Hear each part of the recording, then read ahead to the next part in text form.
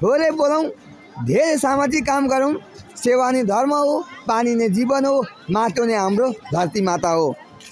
सबैलाई हामी अनुरोध गर्न चाहन्छौँ, सताक्षी धाममा आइदिनु हुने सम्पूर्ण श्रद्धालु भक्तजनहरूलाई यो ठाउँमा आइदिनु भएकोमा, यो ठाउँको गरिमा बढाइदिनु भएकोमा हामी सताक्षी साप्ताहिक खबर पत्रिका परिवार, त्यसै गरेर नारायण शिवकोटी फेसबुक, त्यसै गरेर परमानन्द शिवकोटी फेसबुक र तीनैवटा युट्युब परिवार तपाईँहरूलाई हामी हार्दिक धन्यवाद दिन चाहन्छौँ। नेपाली इतिहासमा आज हाम्रो भिडियोले भने राम्रोसँग काम गरिरहेको अवस्था रहेको छ। दर्शक महानुभावहरू, यो भिडियोहरू चाहिँ तपाईँले सताक्षी दर्शन, सताक्षी दर्पण र नारायण शिवकोटी युट्युबमा सब्सक्राइब गरेर अवश्य पनि हेरिदिनु होला भन्न चाहन्छु। सानो भाइ हुनुहुन्छ, कहाँबाट आउनु भएको छ? भाइसँग कुराकानीलाई जोड्न चाहन्छु। कहाँबाट आउनु भएको भाइ?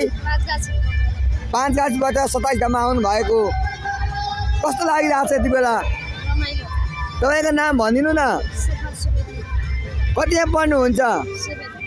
यो सताक्षी धाममा पहिलोचोटि आउनु भएको? दोस्रोचोटि?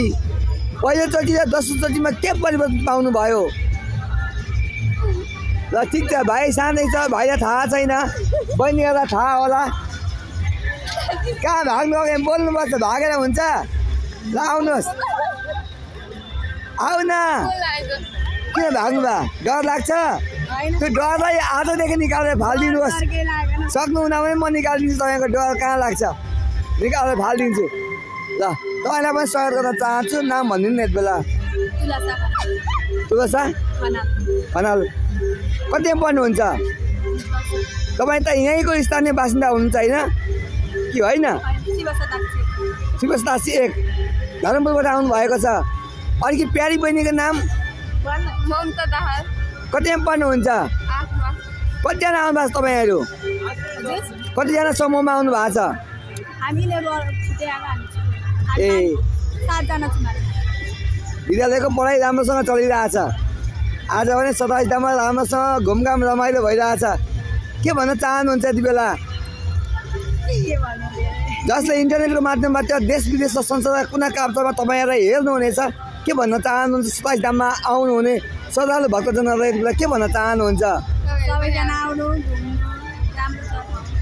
ल सताक्षी धाममा आइदिनु भयो, मोली धन्यवाद है।